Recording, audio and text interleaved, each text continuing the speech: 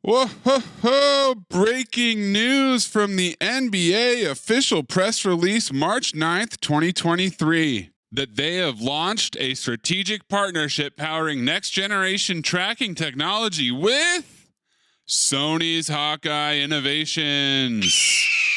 Cool! Is there an echo in here? Where have I heard this before, Maze? Why, I believe a podcast called Basketball Illuminati had an episode called NBA Eyeing VAR. We were on this 2 months ago, folks. It's taken 2 months. It was weird. We had a couple people, my guy Seth Partnow and Hollinger, they were seeing this story. They said, surprised this hasn't been announced sooner. It's been kind of an open secret in the league. Went to Sloan Conference, and it was the chatter of the Sloan Conference. Hawkeye, NBA, taking over player tracking. Where have we heard this before? It was right on this show right here. The Illumination out there. You kept your third eye open. You knew that this was old news when the NBA dropped it. Teams were already in motion preparing for this deal to commence between Hawkeye and the NBA. The VAR stuff, all the goaltending, the motion capture, and the ball, as we reported a couple months ago, this was already in the works, Mace. This was already happening. And yet, it was quote-unquote news. It was here 2 months ago. We are thrilled to partner with Sony Sports businesses to leverage Hawkeye's cutting-edge 3D optical tracking data. This data will enhance our officiating, power significant insights for our teams, and create a dynamic data set that will improve our game and enable unique engagement opportunities for NBA fans. That's right. And it's cool. It's a cool new technology that World Cup has been using. Soccer has been using the VAR over there. Just to recap, we've seen this in tennis where it's in versus out and they go to that 3D camera. And so we're going to be having this as soon as next season. I don't know the range of different calls that are going to be reviewable, but essentially we're not far away, Maze, from goaltending, from 5-second calls, from in versus out of bounds, 3-pointer versus 2-pointer, the disappearing 3-pointer from Buddy Hield last year. All that stuff could be automated by these cameras. 2 months ago, we broke the news that this was happening, and then nothing, radio silence until last week. But keep your third eye open, everybody. That's why you listen to this program right here, Maze. We give you the truth. The world wasn't even ready for it. We give you the truth. You hear that?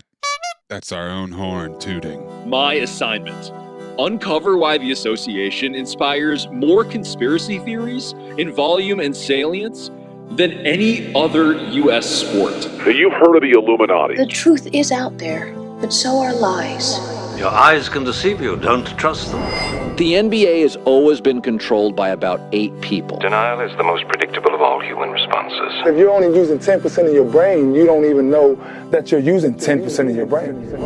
The NBA Illuminati. If coincidences are just coincidences, why do they feel so contrived? The Illuminati. But you start to follow the money, and you don't know where the it's going to take you.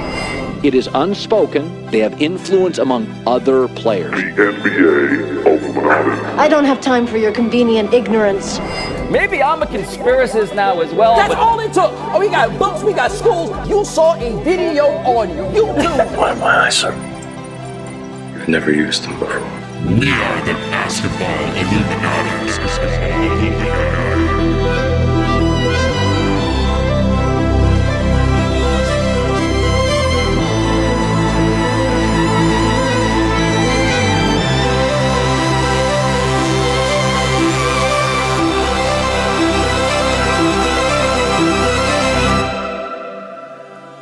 This is Basketball Illuminati. I am Tom Haberstroh, and as always, I'm being joined by producer Anthony Mays. And wait, where's Amin? Oh, you didn't get this top secret notification that Amin El Hassan will be unreachable this week? He's out there fighting the fight. Oh, yeah. Seeking truth on the front lines. So Amin Al-Hassan, our 5-star general, is on assignment this week at an undisclosed location, but we are going to have a truth teller returnee in Don Vaden, the consultant for Third Side Coaching, former NBA director of officials and longtime NBA official. We're going to talk about Fred VanVleet. We're going to talk about that whole Ben Taylor beef, the numbers behind it, the history behind it.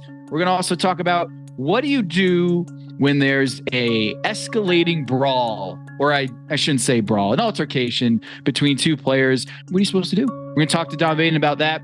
But first,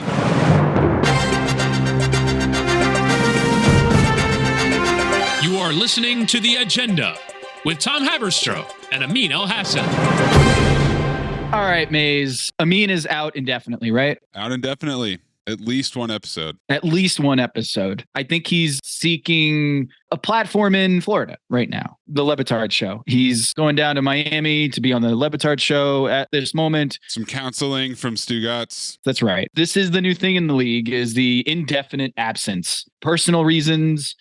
We saw last year all the Kyle Lowry stuff. He was in and out of the lineup due to personal reasons. And now we're seeing with Kyrie earlier this season, indefinite suspension.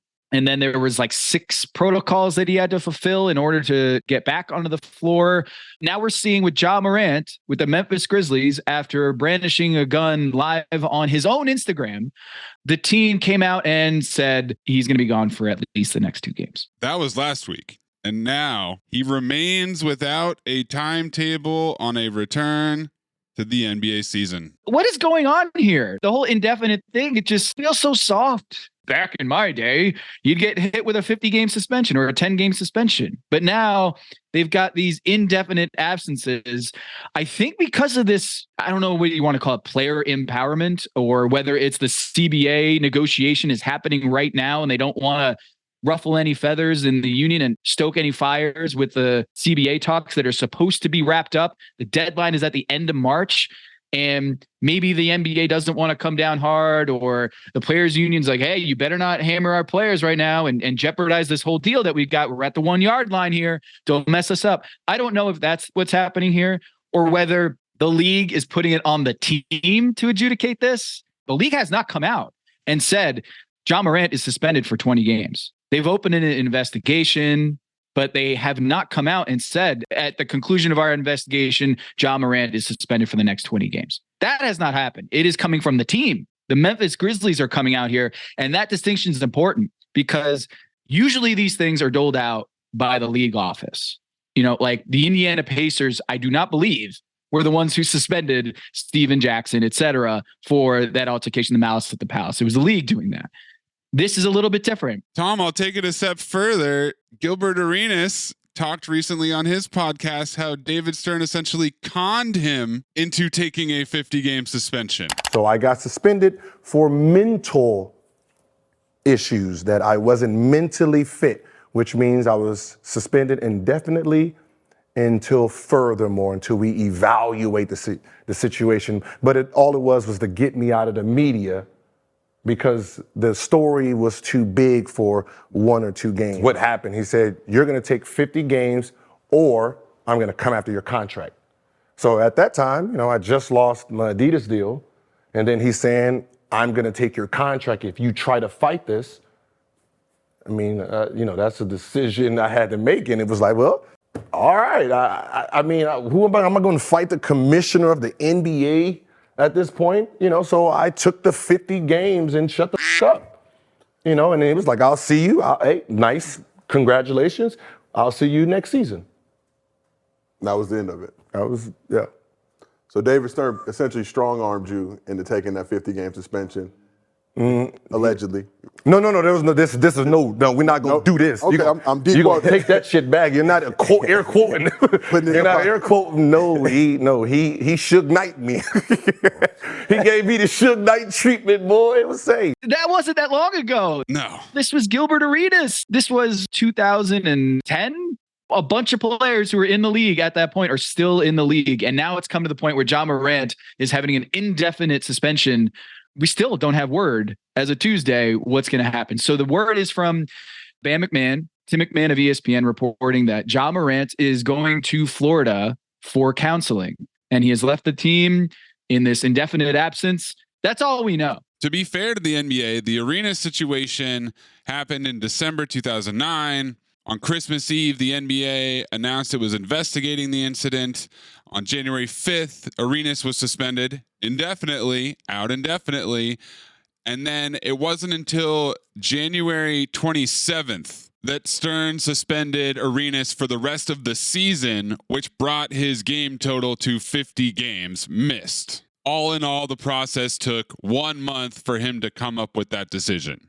Meanwhile, we have another indefinite absence, Andrew Wiggins of the Golden State Warriors. We last saw him on February 13th.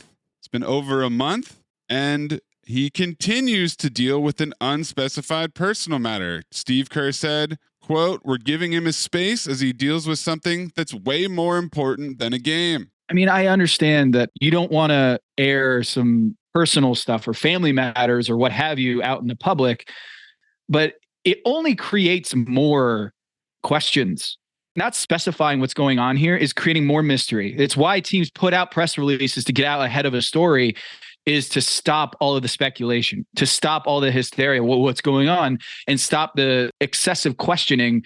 The Warriors haven't done that in the case of Andrew Wiggins. They've purposely kept it very nebulous what's happening here. Ja Morant, they're not putting a number of games on that suspension. And so people are going to continue to ask that question. When's he going to be back? When's he going to be back? And here you have Taylor Jenkins, the coach of the Memphis Grizzlies, who's going all righteous, indignant about the thought of a journalist asking the question about Ja Morant and what the suspension, when he's going to be back. And it puts everyone in a really difficult position, is this air of indefinite absence. And look, I get it. You don't want to be public about private matters, but I think it's doing the player a disservice. I think it's doing the organization a disservice by not putting something out there that can stop all the questions, to fill that void and just say, we're moving on. This is what's going on in very broad terms and move along. Because this just seems soft. I don't think it's helping matters by being non-committal on all of it. With the Ja situation, I agree. I think the NBA getting out in front of it and putting a number on the suspension, Adam Silver making a strong declarative statement, that tracks. The Andrew Wiggins situation is a little more nebulous to me, and I'm kind of two minds about this. On the one hand, everybody should be entitled to personal situations not being publicized, but I do think that there is certainly more room for that to be abused. In the sense that a personal situation could literally be anything, and it's an easy blanket statement to cover up whatever is really going on, whether it's viable or not viable. I'm not saying that Andrew Wiggins' situation is not viable. I'm sure that it is, but the more that that is publicized and used as an excuse, essentially, to not be present, then you're getting into Ben Simmons territory. And then you're getting into, I don't know, our friend Kyrie Irving, Tom. Kyrie Irving, he's been in Dallas. Everything's been great. But on Saturday night, he didn't play against the Grizzlies because of right foot soreness. That seems fine. But he missed practice on Friday for a personal matter. That's right, a personal matter. And he said on Saturday that he was excused to attend the funeral of Najee Seabrooks, a black man whom police fatally shot earlier this month near Irving's New Jersey hometown. Then it became a foot injury, and now he's still out of this foot injury. And before all that, on Wednesday night, after the game where he allegedly got the foot injury because of playing 41 minutes, he spent an hour on Twitch with Lit Sage. That wasn't just a giant blunt, is what you're saying? He clarified multiple times he doesn't want the mainstream media to take his smoke out of context, Tom. This is Sage. I saw a couple of these clips from Kyrie. How long was he on for, Maze? Well, he said he would only be on for, you guessed it, 11 minutes. No. And that 11 minutes quickly became an hour plus because he needed to decompress. We did get confirmation on one thing, Tom, which is that it's all even. That's what he calls his tribe. Oh, all even. All even. I just thought it was 11. 11, all 11 even. We went through all the possible permutations. He says it's just all even. So we got that out of the way. He announced that, quote, I felt like I was low-key held captive at times because I couldn't get on my social platforms to really talk to y'all about the truth. There's press conferences like 3 times a day. That's not his platform. That's the media's platform. Nothing about that was low-key, by the way. It was super low-key. Sorry, you're right. He wasn't actually in prison, Tom. Yeah. He was low-key held captive. But I don't want to get too sidetracked by Kyrie. My point is this. A personal matter could be anything. And now it is an injury. Is this an indefinite absence now? He's clearly going through some stuff, including a foot injury. And we'll see when he comes back. I don't know. And then we got this LeBron Instagram where what is this? This is why Amin has gone MIA. 100%. It's because LeBron is coming for his corners. And now LeBron has posted a picture of himself chilling in a Bacta tank like Darth Vader, just waiting, healing, resting up to make his triumphant return to the court. Maybe this is all just load management for Kyrie. Load management for LeBron. No injuries. We don't want to aggravate that foot injury for when Kyrie Irving goes to the Lakers. I'm just saying there are no mistakes, no coincidences, Maze. No mistakes, no coincidences. Just like this Ja Morant story percolating around the time that we get a Shams report that the NBA and the Players Association are moving closer to agreement to establish a rule that a player must play in a minimum number of games to be eligible for major awards as part of a potential new CBA. Okay. I think this is hilarious because if I'm the union, I'd be like very Skip Bayless about this. Now, look, no one wants to put games on the books for the awards. No one wants that. But okay, if you must, we're willing to do it. Fine. You know, and I know that these game requirements are excessive. But if you must, we will do it if you give us 2% of the BRI.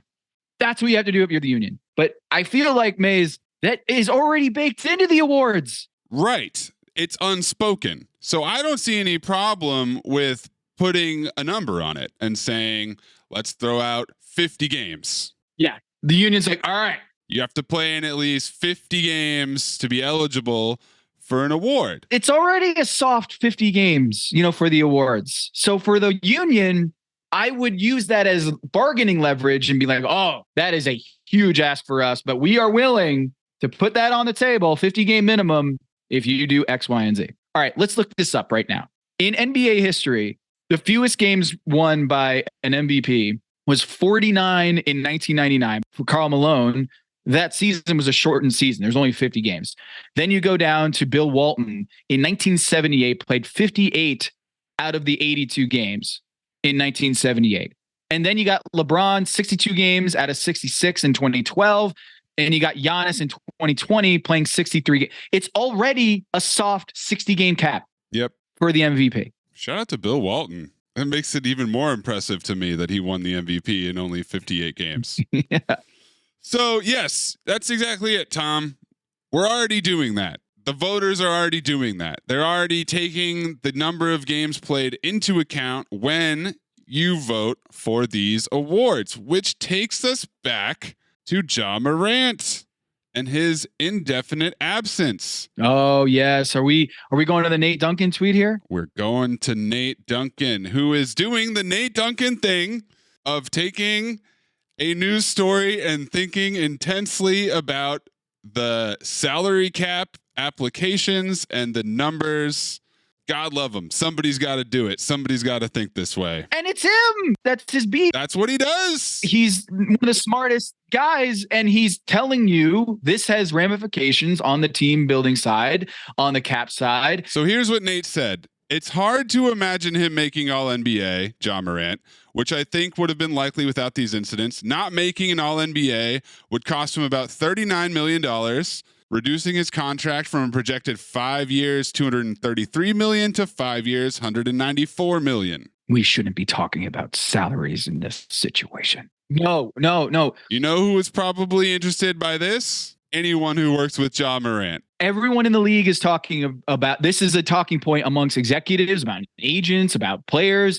Like if he's suspended for a while, they're coming for his wallet, right? Like there's an actual rule here about all NBA escalators in your contract. If you make first team all NBA or if you make all NBA, you can get bumped up into another stratosphere. This does not mean that we cannot also care about the impact of brandishing a gun on Instagram Live. You can have both conversations at once.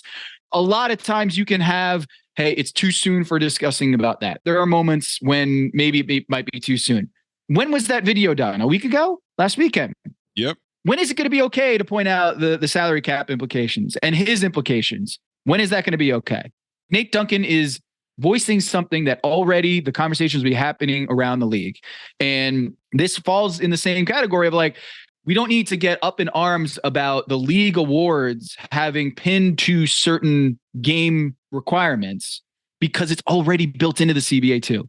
The precedent has been set, Maze. We're having it here with Ja Morant, that there's certain things that you are eligible for. There's bonuses at the end of your contract based on games played. So I think the load management question, the fact that indefinite absences are having impacts on the bottom line, all of this, I look at the NBA right now, and every time that we talk about Ja Morant and the gun and all the previous run-ins with the law, all of that is going to have impact on awards. It's going to have impact on your endorsements, on Powerade, on Nike, and it's fair game to talk about. Nate Duncan, what he just said, I have no problem with right now. For those who are upset that he's wrong place, wrong time, that's his job. His job is to tell you what NBA news impact is on teams, players, agents, the cap. If you don't agree with that, then don't follow Nate Duncan. He's a very specific type of NBA analysis. If you want a different type of NBA analysis, go right ahead. Getting off my soapbox here. All right. As you step down off your soapbox, one Kyrie Irving is still floating above his, because during his live stream, he questioned the state of the entertainment business, and you can fold the NBA into that. He said, is it just about the art anymore? Or is it about people in the media talking about people they don't know because they only get to see them for 3 hours a day? 3 hours and you think you know who I am. You see a few posts. Oh, Kai's woke. Kai got it. Oh, Kai is, oh my goodness, he just doesn't fit into the mold of all of the people. And then, man, he's different. He's crazy. He's arrogant. He's this. He's that. He's this. All from seeing me from 3 hours. You get all that. Kai, what's Kai gonna do this summer? Does Kai like Dallas? What happened in Brooklyn? What happened in Boston? What happened in Cleveland? Why did you leave LeBron? Why did you leave Jason? Why did you leave Katie? Why did you leave all these people? For 3 hours. Get to ask all these legitimate questions. As if 21 hours every day wasn't happening after that. So there you have it. Kyrie, he doesn't want us to speculate on the implications of an indefinite absence. He doesn't want us to judge people based on them showing up to play a game. People are bigger than that. Yeah, well, then you can kiss goodbye the rest of your contract, because the whole media and the TV, all of it is why they have these huge contracts. You can't have one or the other. People think we're robots, Tom. Then there are people think we're robots. And people think we're controlled puppets. People don't even think we're human. People think we're beast. People think we're robots that can perform over and over for their entertainment. What else can't we do? People just think we're robots in the media, like Nate Duncan, spitting out facts and stats. No, the media are people too. Speaking of people, Don Vaden coming up next, Third Side Coaching, former director of NBA officials and a longtime NBA official, coming to join us again to talk about all the happenings on the officials and that Fred VanVleet story, that Ben Taylor call out. Coming right up. Don Vaden. Hello, listener. It's Producer Maze here to talk to you about Quince and their cookware. Cooler nights mean cozy meals at home, and Quince's cookware has made fall cooking so much more enjoyable. Their pieces deliver the quality and performance of luxury brands, but at a price that makes sense. And they look gorgeous on the stovetop, too. No matter what item you need to complete your kitchen, Quince has you covered with 5-ply stainless steel pots and pans, nonstick skillets, chef-quality knives, and even ceramic bakeware, which is perfect for cozy casseroles or Sunday roasts. And when you look at these prices, you might think, how is Quince doing this? How do they deliver high-quality items similar to high-end brands that are half the price? Well, let me tell you, they partner directly with ethical top-tier factories to cut out the middlemen and pass the savings on to you. And it's not just cookware. I got myself some bath sheets. That's right. When you're a tall man, you have to use bath sheets, not bath towels from Quince. It's like drying off with a cloud. It's incredible. Upgrade your kitchen for cozy fall meals with premium cookware from Quince. Go to quince.com/dings for free shipping on your order and 365-day returns. That's QUINCE.com/dings, DINGS, to get free shipping and 365-day returns. Quince.com/dings. Listener, listen up. This is important, okay? I'm going to try to save you some money here. If you're still overpaying for wireless, it's time to say yes to saying no. At Mint Mobile, their favorite word is no. You may think like, oh, that's bad. No contracts, no monthly bills, no overages, no hidden fees, no BS. Here's why I said yes to making the switch and getting premium wireless for $15 a month. You heard that correctly. $15 per month. Ditch overpriced wireless and the jaw-dropping monthly bills. And of course, there are all these hidden fees and stuff, but at Mint Mobile, plans start at $15 per month. All the plans come with high-speed data, unlimited talk and text. You're not doing like weekend and nighttime minutes or anything like that. And it's delivered on the nation's largest 5G network. Use your own phone. Don't have to get a new phone. Use your own phone with any Mint Mobile plan and bring your phone number along with all of your existing contacts. I switched months ago. People have asked, did you actually switch? Yes, I actually switched months ago. And I don't know what to do with all this extra money. I've cheated the system here. I've rigged something. This is an Ocean's 11 situation where I'm stealing wireless from Mint. That's how good a deal it is. Ready to say yes to saying no? Make the switch at mintmobile.com/dings. That's DINGS. That's mintmobile.com/dings. Upfront payment of $45 required, equivalent to $15 per month. Limited time new customer offer for first 3 months only. Speeds may slow above 35 gigabytes on unlimited plan. Taxes and fees extra. See Mint Mobile for details. You all think I'm late. Well, I'm not late. And I'm going to stay right here and fight for this lost cause. Even if this room gets filled with lies like these. And the Taylors and all their armies come marching into this place. Somebody will listen to me. There's no better way to overpower a trickle of doubt than with a flood of naked truth. But the complexity and the gray lie not in the truth, but what you do with the truth once you have it. What is true and right is true and right for all. You and I both know that that's just not the truth. You can't handle the truth. It's too messy. Keeps them up nights. I'm here because in the end, the truth is worth the risk. Speak a little truth and people lose their minds. I'm a grown man, you can tell me the truth. Why is it people who want the truth never believe it when they hear it? So you know what I'm going to do? I'm going to do something really outrageous. I'm going to tell the truth. All right, we're here with Don Vaden from Third Side Coaching Consultants. He and Shelly Russi do a great job coming onto this program. It's not the first time you've been here. Shelly's traveling, not able to make it today. But Don, you and Shelly provide services to NBA teams or players on how to understand refereeing or officiating, prevent, foul calls, and how to get to the free throw line more. And when I saw this Fred VanVleet story pop up, or when I saw this brawl, almost post-game brawl between Brooke Lopez and Trey Lyles, I was like, you know what? I got to give a call to you guys. Tom, it's an altercation. Oh, an altercation. See, you're already educating me. Like you review for a potential hostile act when you go to the monitor. That's your trigger to go over. So we don't like to use the word brawl. It's a little much. The one in the palace was a brawl. This one wasn't quite a brawl. This isn't WWE, right? I don't think it is. A lot of fans might think the NBA is WWE, but brawls are there. Despite what Dylan Brooks is trying to accomplish here, it's still not the WWE. Yeah. You can dress like Stone Cold Steve Austin. You can call out other players on other teams, but no, this is still the NBA.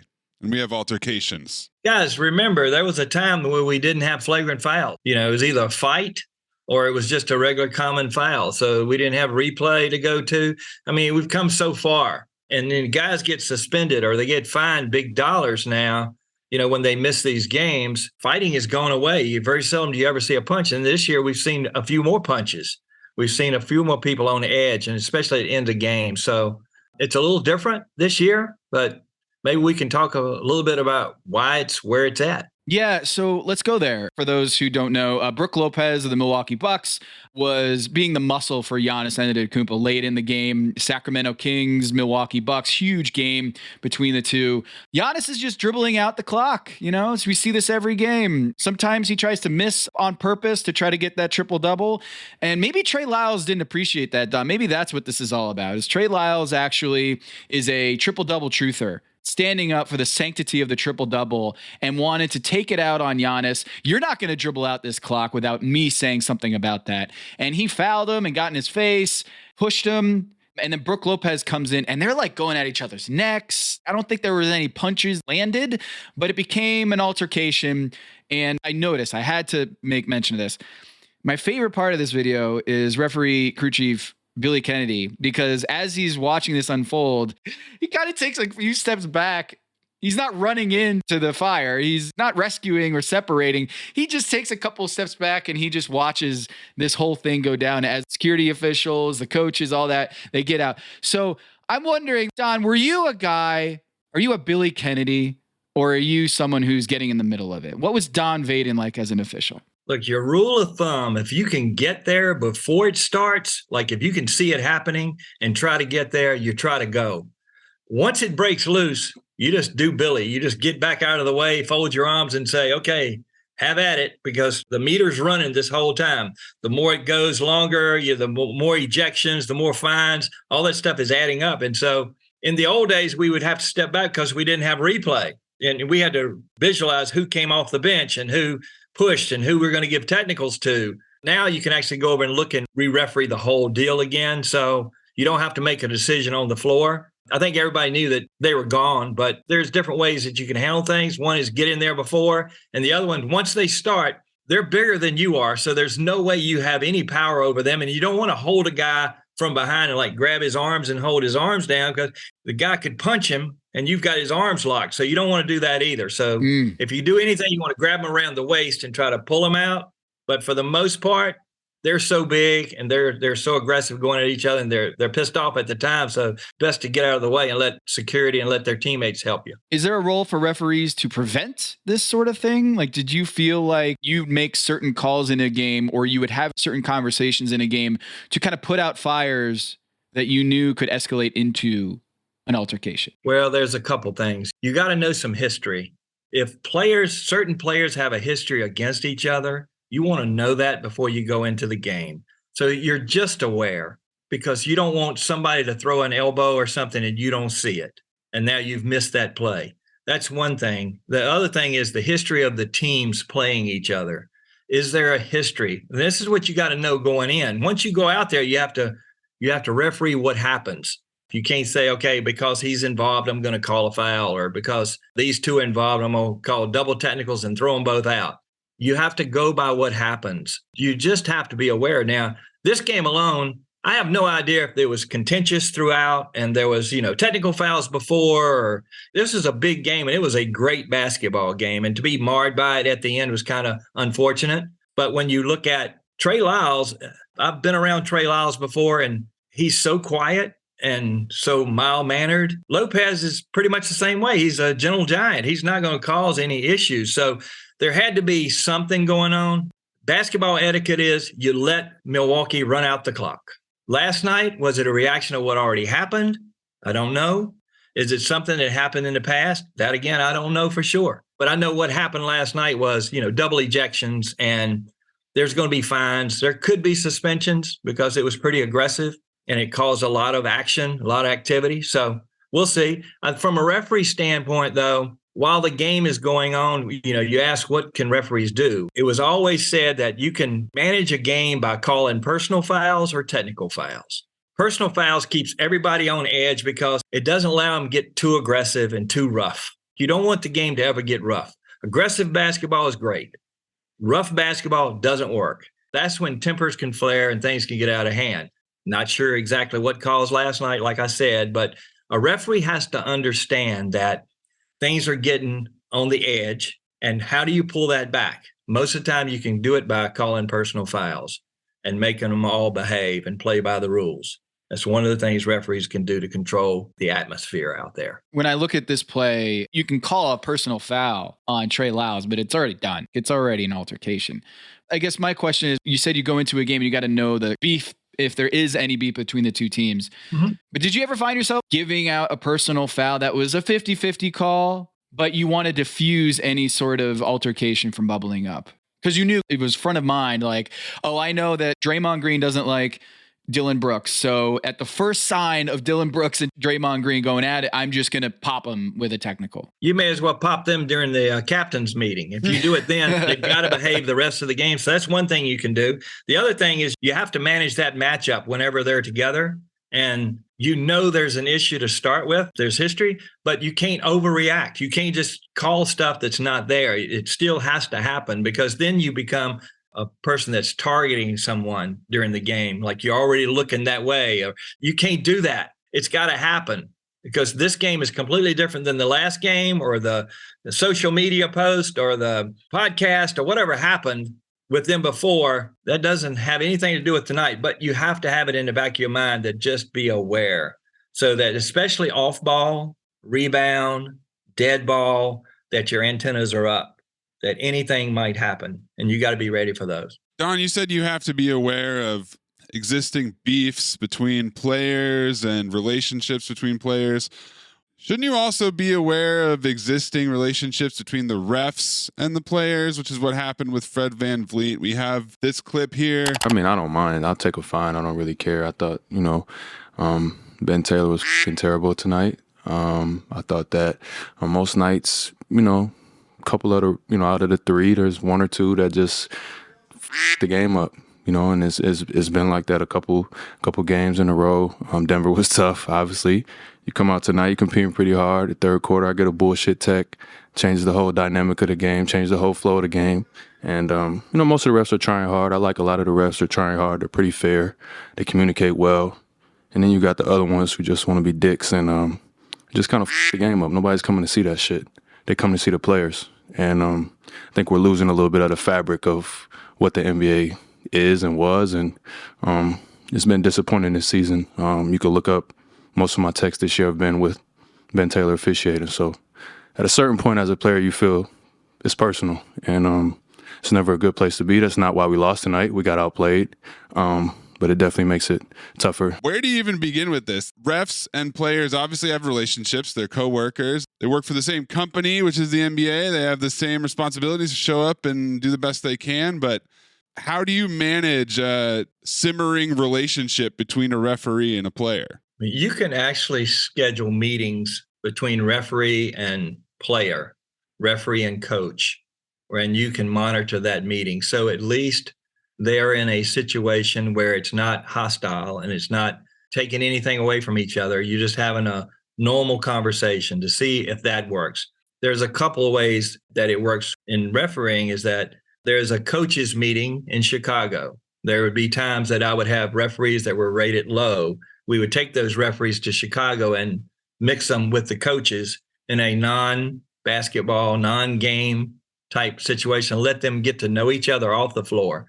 It's a little bit more difficult with players, but you're constantly running into them on vacation, or you're running into them in Vegas during summer league and things like that, where you can off the floor could be completely different, but that could also carry to on the floor. So as much as you can do to try to get that worked with, that's what we do a lot of times with players, is we will talk to them about when to say something and when not to say something during games, when to walk away, when to ask the question and how to ask the question that doesn't get them the technical foul. that doesn't have histrionics or some type of emotional outburst. That's one of the things that Shelley's really good at working with players with. Did you have a player in the NBA who felt like you had an axe to grind with him and was almost comical to you? Like, really? You think I have an issue with you? I can't remember. People have asked me that before. It's hard to pinpoint a player. I mean, I know of different situations where I was in games where one of the referees would say, look, you got to really help me with this player tonight because we have this thing. And then it would be 30 seconds into the game, he's already thrown the guy out or he's had a technical foul. So stuff just happens like that. And finally, they both grow up and move on and get to the point that they can have a decent conversation even during games. I can't really say that there was actually one player that I called more technical fouls on than somebody else or somebody that I was afraid of. I mean, Charles, he used to scare me right often. And so did Karl Malone. They were bigger than I was, and they were pretty bad dudes during games. But as time went on, you found a way to communicate with them, get on the same page, or at least be able to see eye to eye and get through conflicts together. So you didn't have a Fred VanVleet, but if I were to do the analytics on Don Vaden's technicals, is there a coach that you would guess had the most technicals whistled by Don Vaden? Yes, I know. It would shock you. It shocks me. Rick Carlisle. Rick Carlisle is one of my favorite people in the whole world. And I would walk up to him right now. We would have the best conversation. And he probably doesn't know it, but I know it. This thing went on for a while. Like, it was time that he would just run out on the floor. And I had no choice. I was either going to have to fist fight him or throw him out. So in this particular case, it's Fred VanVleet, who's a veteran NBA player, one of the best point guards in the league. He's one of the top scorers in the league. He's won an NBA championship. He's a guy who plays super hard on the floor and gives it everything he has. He's also smaller than your average NBA player, so you'd expect him to always be punching above his weight. He comes out here and just blasts Ben Taylor, who's a veteran NBA official who's been in the playoffs 4 times. He's not a finals NBA official. And as we've covered here on this show, the ones who are most trusted by the NBA, who have the highest ratings by the NBA, they're getting to the NBA finals. And Ben Taylor, while he hasn't gotten to the finals, he's on that track, right, as a younger official. He's a crew chief in this particular game. Fred VanVleet gets teed up and he gets really frustrated and he calls him out. So I did some research here, Don, and here's what I found. I looked at over 800 technical fouls this season in the NBA. Fred VanVleet, as of March 8th, when this happened, he had 8 technicals to his name. Of those 8, 3 of them have been doled out by Ben Taylor. And of course, we know from that clip, Fred VanVleet's very well aware of a history with Ben Taylor. And it isn't most of his tees are from Ben Taylor. Those games in which he has gotten technical fouls, they're oftentimes Ben Taylor games. But I wanted to point out that Ben Taylor teed him up on the 19th of November, on the 30th of November, and then March 8th here most recently that prompted this rant. It's the only referee player pairing in the league this season that has 3 different games where a player got teed up by the same official. We've seen from Mitchell Irvin and Kevin Porter Jr., there have been 3 techs. However, 2 of those were in the same game. There was a double technical with Jose Alvarado, and they got tussle, and they got thrown out. Sorry, an altercation. The difference here is that Fred VanVleet and Ben Taylor, it's 3 games, 3 separate games this season that he's been teed up. To you, is that abnormal? Look, anytime it's over the norm, you can say it's abnormal, but I don't think it's unusual. Number one, Fred is one of the nicest people in the league. You hardly ever see him get upset, even during games. And he does play hard and he's competitive as hell, but you don't see him go off like he did the other night. This is probably not just about Ben Taylor, and it's probably not just about that game, because I've seen the video clips of those games where he got the technical foul and most of the calls were correct. It's something else, okay? It's their interaction with each other. They just don't mesh. Ben's trying to do the best he can. He's a younger crew chief or a more inexperienced crew chief in a role. His partners are not necessarily experienced. So he's probably feeling the need to do a little bit more. Now, I'm not in his shoes, so I don't really know, but I've been there in the past. Where you're the crew chief, you're the leader of the group, yes, the referee crew, and the 2 other officials with you are newer officials or younger officials, don't have that same experience, and you, as the crew chief, kind of have to pick up a little bit extra. Yeah, you have to. You just have to be aware more of what's going on, and you have to have discipline in your game or it gets completely out of whack and things get crazy. But one of the plays that I saw, there was a foul on Scotty Barnes where they go up and get all ball. Ben has a foul. He goes over, looks at it. Well, of course, Fred fouls him on the play. Yep. He did what he's got to do. Once you go over there and it's challenged, look, if it's not challenged, the foul's on Scotty Barnes. But when you go to replay, you got to go with what you see. And now you realize that Scotty Barnes got the ball, but Fred VanVleet fouls him on the arm. So he has no option. That's the call. Now, the rest of the stuff, I come back to the fact is that this is more about something else, personalities, their interactions, what they're saying to each other.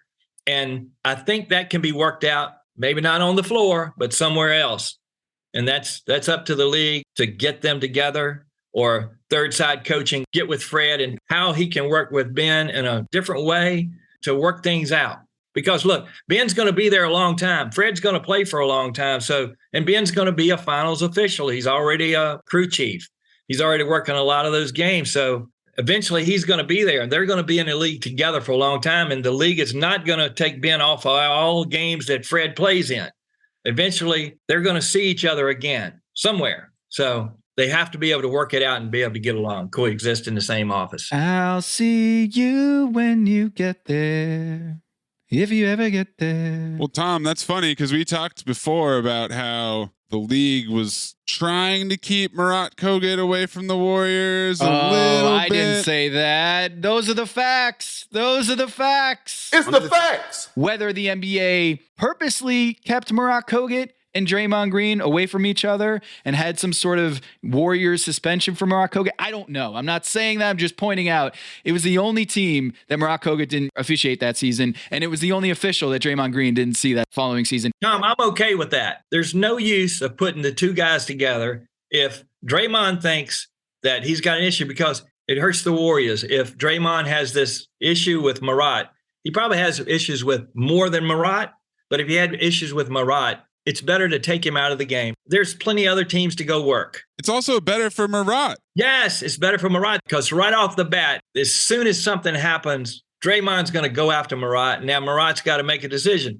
Okay, here he comes again. Am I going to tee him? Because now the other team is looking too. The other team knows. They know. Yeah. So they know, and they say, look, he's a coward. He's not doing what he's paid to do. He's got no guts.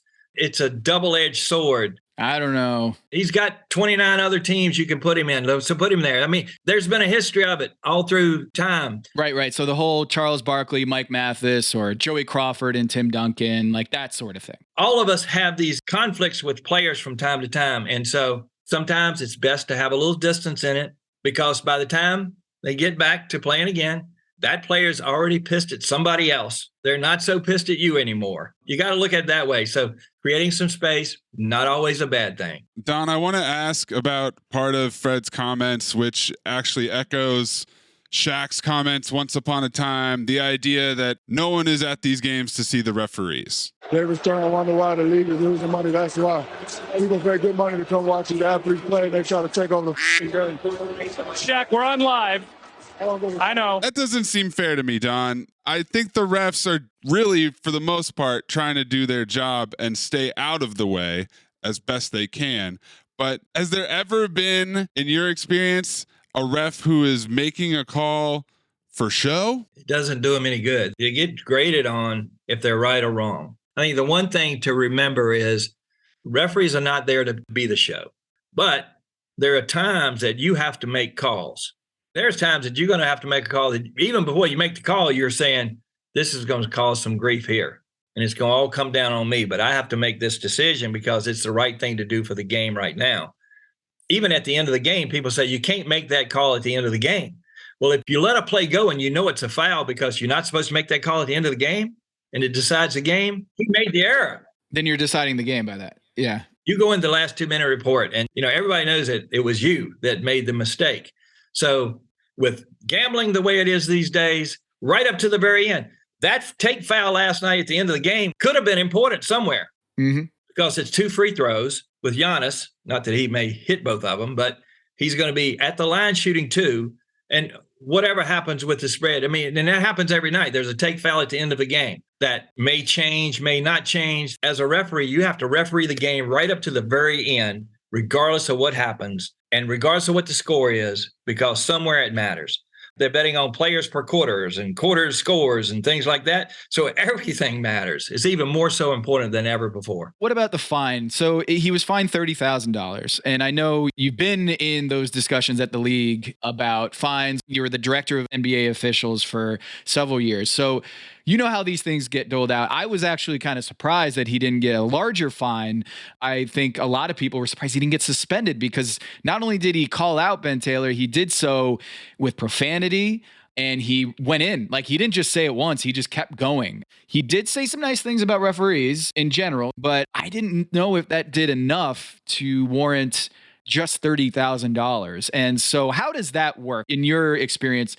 The fine itself, and were you surprised by Fred VanVleet only getting $30,000? Well, it's not a one-person decision. It goes around to a group of people that look at this.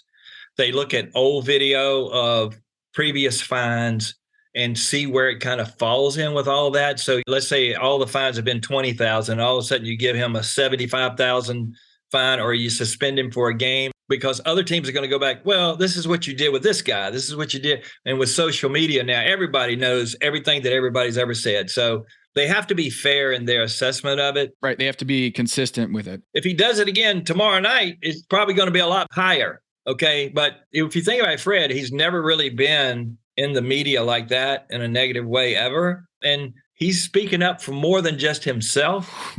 And he's speaking up about more than just the referee in that game. It's more to it. You know what? I'm glad you mentioned that because now other players are using Fred VanVleet as like a verb almost. I'm not going to go all Fred VanVleet on you, but there's something there. That's all I'll say. Trae Young did it the other night. I think Marcus Smart might have done it. These players are now using Fred VanVleet as a shield to be like, I'm not going to go all Fred VanVleet, but he's onto something. I agree with Fred VanVleet. Yeah. Yeah. Look, I've had a lot of guys say, he said what I wanted to say, but I just can't do it. You're right. When you look at the history of fines involving officials, it's somewhere between $15,000 and $35,000.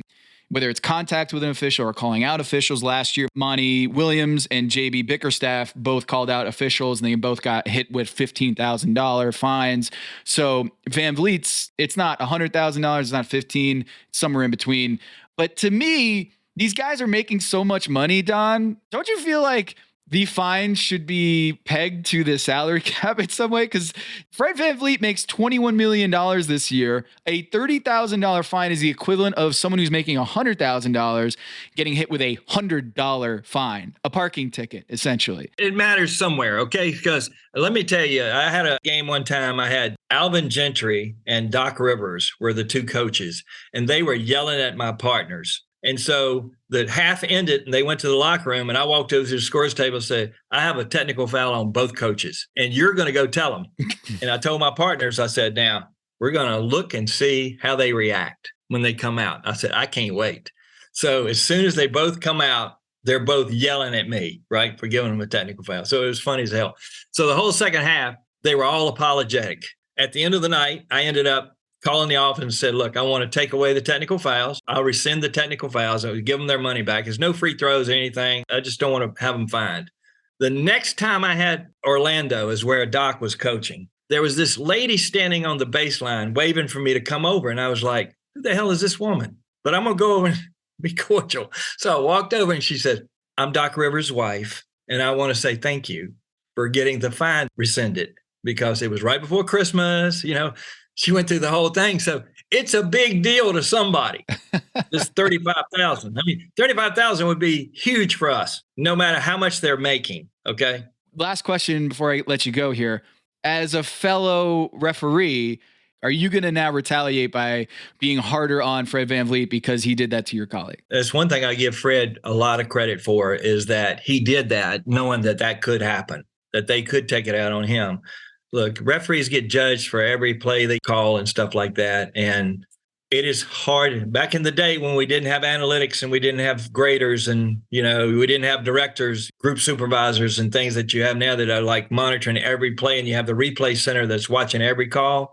I can tell you this, if there's a number of calls against him that are incorrect, the league's going to know about it and it's going to come down on the guys.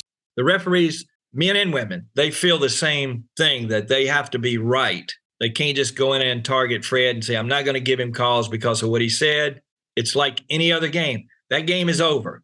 What he did is over. And you cannot let that linger and have any bearing on your decision-making going forward, because you're still there to serve the game and be fair. You just can't do it. You can't take it out on him. Well, now we know. That's why you were so nice to Doc Rivers after all these years, is because his wife came up to you and said, thank you. Thank you for that. That explains it. Why you get a Christmas card from Doc Rivers every year. Yes. It's because Don Vaden gave Doc Rivers' kids Christmas presents. Yes, that's what she did. You're welcome, Austin. Austin doesn't know it. Santa Don. There you go. Santa Don. Oh, man. Okay. Well, thanks for explaining all of this stuff, and I appreciate you from Third Side Coaching. That's Don Vaden, Santa Don. We'll see you next time when there's some sort of referee thing going on in the league. We need answers.